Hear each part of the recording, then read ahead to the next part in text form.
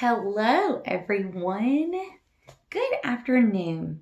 Did you have a lovely day at school? Well, it is Tuesday, and it is one of our favorite days of the week because our lovely friend Joy gets to come and see us today. Aren't you excited? I am. And today is a very special day for me because it's my birthday. It's my birthday. So I am turning 31 today. And I just really already feel special because yesterday, I have to tell you all, lots of kids at Just Lead yesterday already started telling me happy birthday. And did I know that tomorrow was going to be my birthday? And let me just tell you, that filled my bucket. Thank you to all of you who really work hard to make me feel good on my special day. So I love you, and y'all are the best things. I just love you. All right, guys, it's going to be an awesome day today. Now, what we're doing today, we're talking about Gideon. Remember, we've kind of gone away from Ruth and Naomi, and now we're focusing on this new man, this new story that we're studying from the Bible and about Gideon. And remember, it's in Judges chapter 6. Judges chapter 6. It's all about Gideon.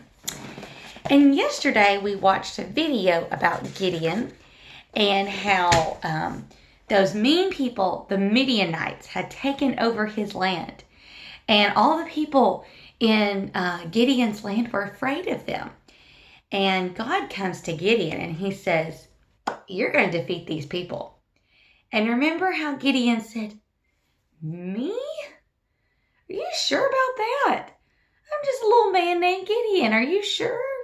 Well, that's why we're focusing on today, how God sees things more clearly than we see them. See, God already knew that Gideon was going to win that war.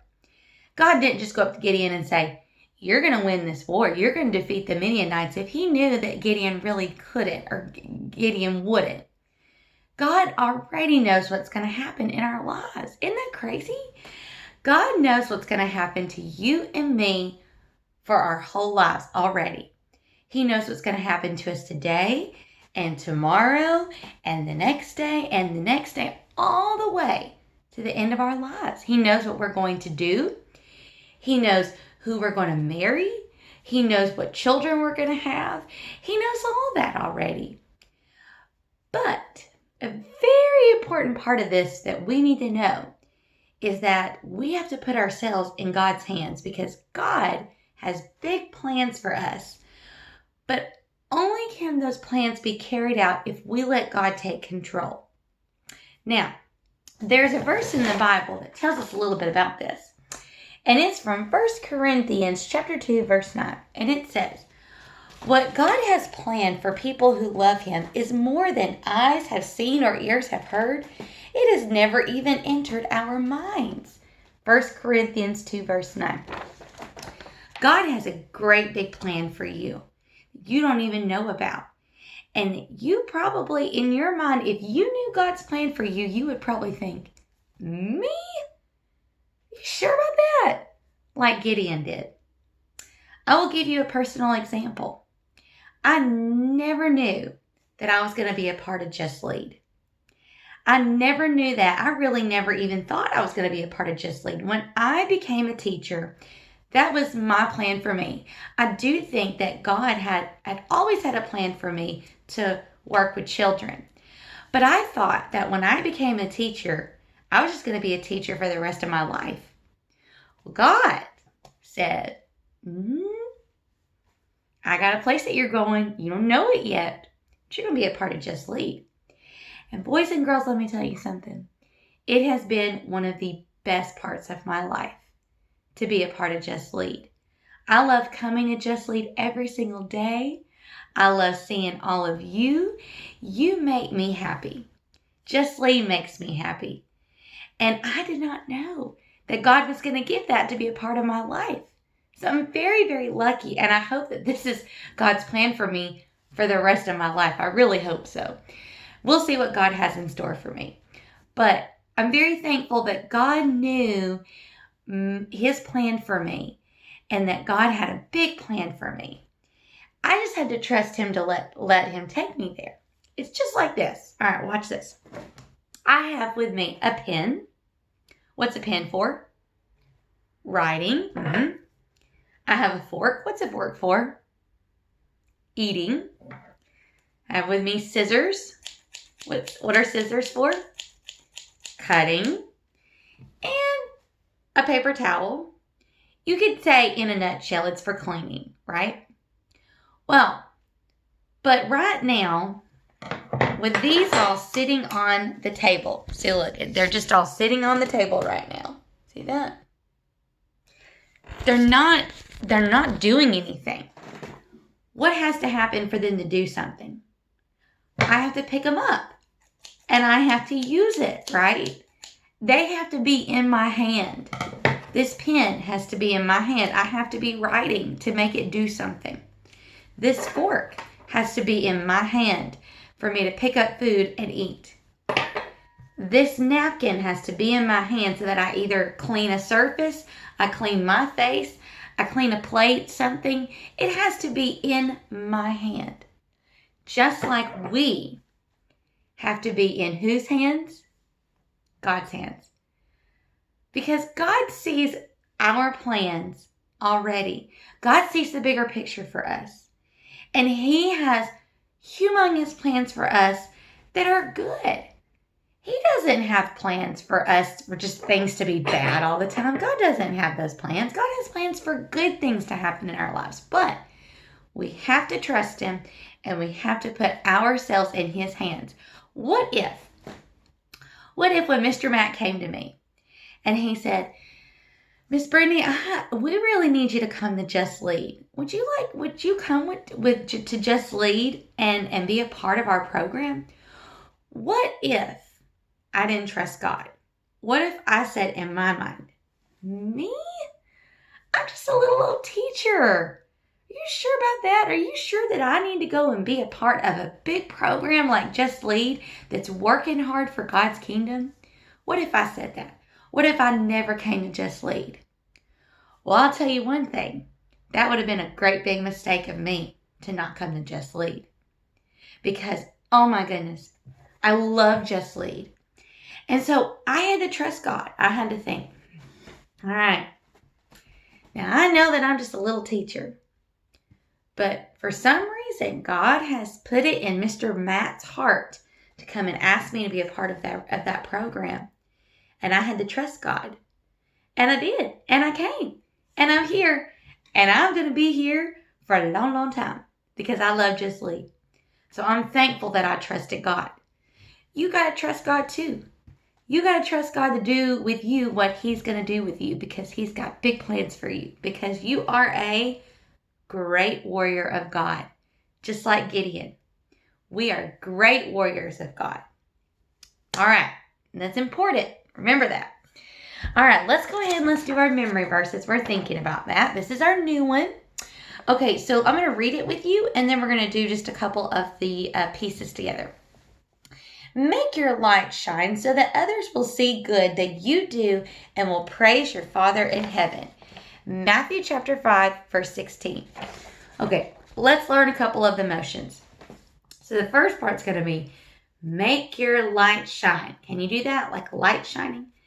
Make your light shine so that others will see good. All right, let's stop there today. All right, so make your light shine. Do that. So that others, do that so that others will see good. Will see good. All right. All right, we will pick up there tomorrow with that. Now, remember that we are not really doing the rules this week because we want to read about the golden rule. And yesterday, if you weren't here, we read a part of the Berenstain Bears and the golden rule. And Sissy, Sister Bear, got a locket for her birthday that said, oh, where's the picture? There it is. Do unto others as you would have them do unto you. And Mama Bear told her, It's there to remind you to follow the golden rule. Okay, so let's read a little bit more about what happens with Sister Bear and her golden locket. The next day before school, Sister showed off her new treasure to her friends Lizzie, Millie, Anna, and Linda. They oohed and awed over it in a very satisfying way. "What's all the fuss about?" asked a voice. It was Queenie McBear and her gang. Queenie was older than Sister and a little snooty. When Queenie first came to the neighborhood, she and Sister did not get along at all. Queenie made fun of her and got Sister's friends to join, and that was Sister's first experience with an in crowd, a group that makes itself feel big by making others feel small. "Oh, hi, Queenie," said Sister. "I was just showing the kids my new locket." Over the years, Sister learned to get along with Queenie, but they never were best friends. "Let's see," said Queenie. She looked the locket over. She was not impressed. She herself wore big hoop earrings and lots of beads and change. "Cute," was all she said as she walked away with her friends. Queenie still had her own in crowd. They were a group of the older girls who liked hanging out together and acting cool, and mostly they spent their time painting their nails and giggling about boys.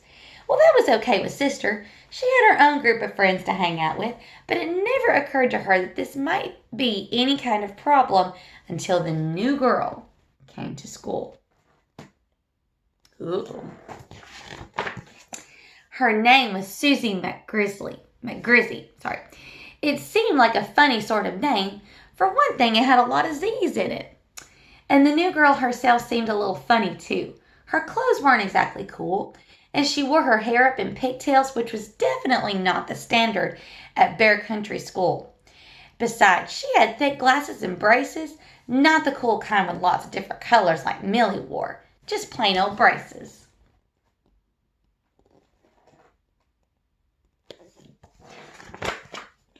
On her first day, of course, the new girl didn't know anyone at all.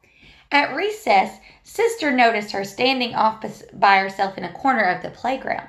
She looked sort of sad and lonely, and so Sister was thinking about going over and introducing herself when Lizzie and Anna came up. "Hiya, Sister," said Lizzie. "We're getting together a game of hopscotch. Millie and Linda are over there. Come on." Well, Sister began to follow them, but she paused and glanced to where the new girl was standing all by herself. The new girl looked lonelier than ever. "Well, wait a minute," said Sister. "What about the new girl? What's her name? That one over there. Maybe we should invite her to join in.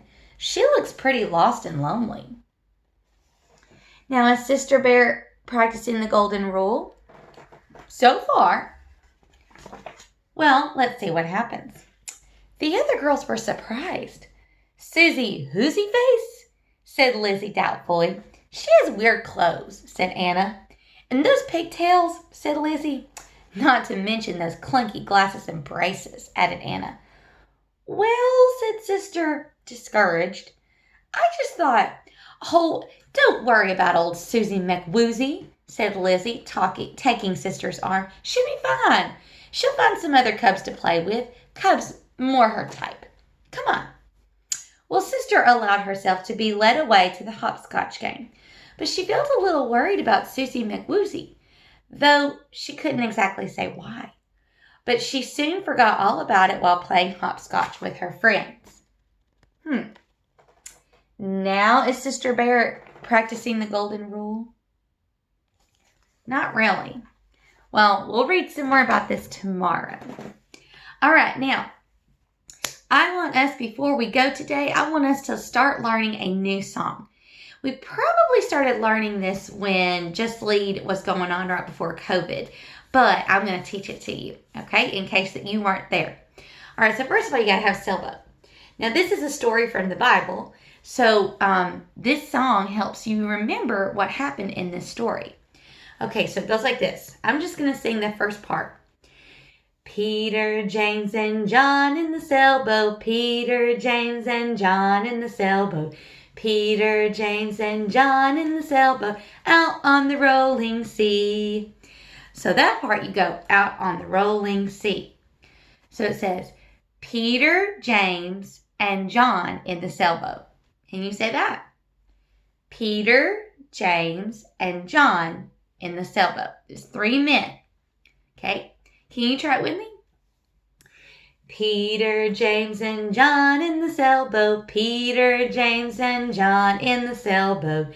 Peter, James, and John in the sailboat out on the rolling sea. All right.